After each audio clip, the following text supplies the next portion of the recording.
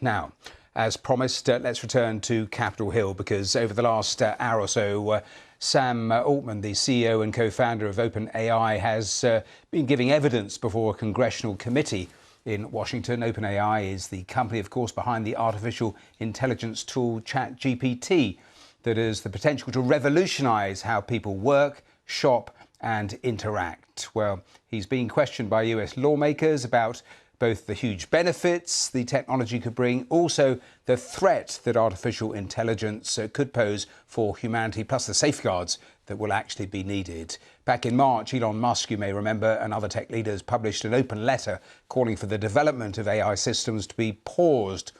Well, as he began giving evidence to this Senate panel, Sam Altman said government intervention was needed to keep the industry safe. OpenAI was founded on the belief that artificial intelligence has the potential to improve nearly every aspect of our lives, but also that it creates serious risks we have to work together to manage. We're here because people love this technology. We think it can be a printing press moment. We have to work together to make it so.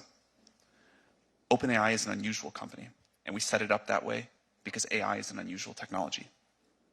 We are governed by a nonprofit, and our activities are driven by our mission and our charter, which commit us to working to ensure that the broad distribution of the benefits of AI and to maximizing the safety of AI systems.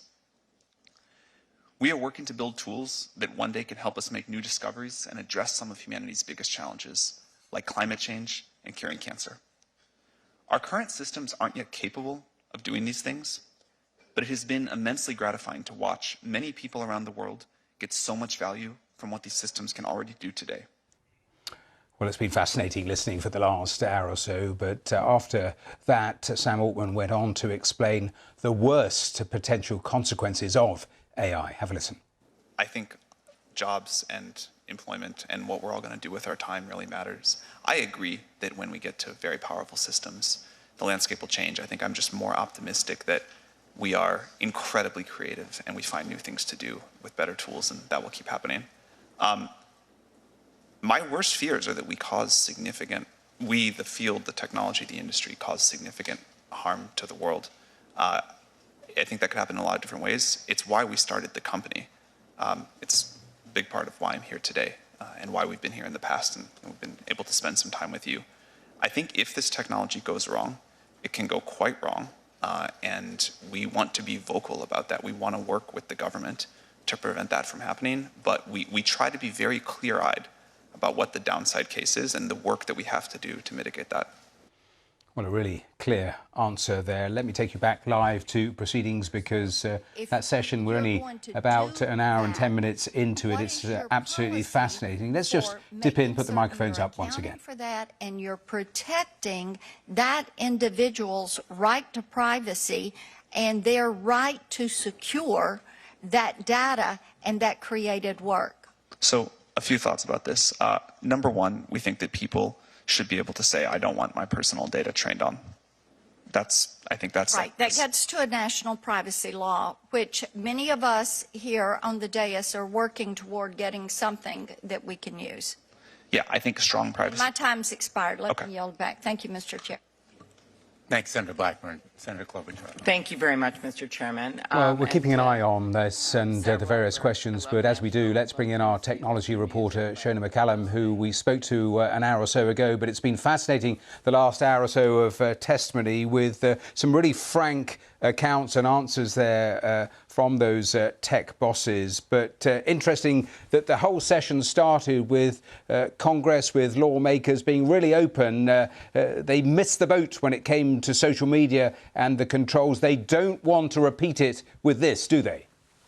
No, absolutely not. And that's something that Sam Altman has been really clear about. You know, he says we want to work with governments so that we avoid the same situations, because we know with social media, 10 years ago, that was coming out of the blocks, if you like. And then now we're grappling to try and, regulate social media and see if we can undo some of the harms that have already been caused. So with AI, they want to take a different approach. If you think about AI at the moment, it's really in the embryonic stages as to where this technology might go. He was talking about, solving climate change, curing cancer. Those are huge claims, and we're really at the very beginning of, ChatGPT, which came onto the market in November and has acted as a very advanced chatbot, but it's nowhere near the likes of curing cancer. And I think what was interesting when we heard from some of the senators really there at the beginning of this session, one of the senators had their voice,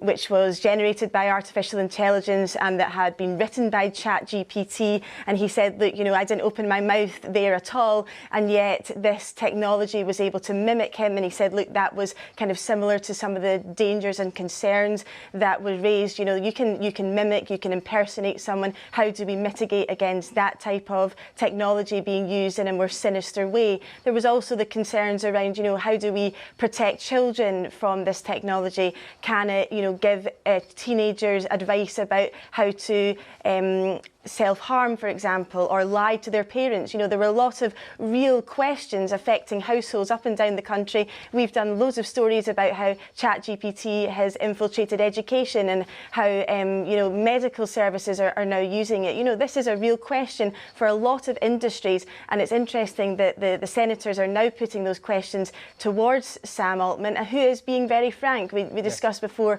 what his personality is like. He's someone that is willing to say, look, there are problems, I want to address them. He's been very calm, very measured. He's answered something. He's not had a grilling, I don't think. I think they've been treating him with quite a lot of grace so far, but he's had sensible questions and he's been giving sensible answers. I mean, the list of concerns was extremely long. You've touched on some of them, but disinformation, jobs, elections, all of that. But in terms of solutions, we heard them say there were solutions. What do they think they are? Well, to be honest, I think it's coming down to the crux of this question, which is regulation.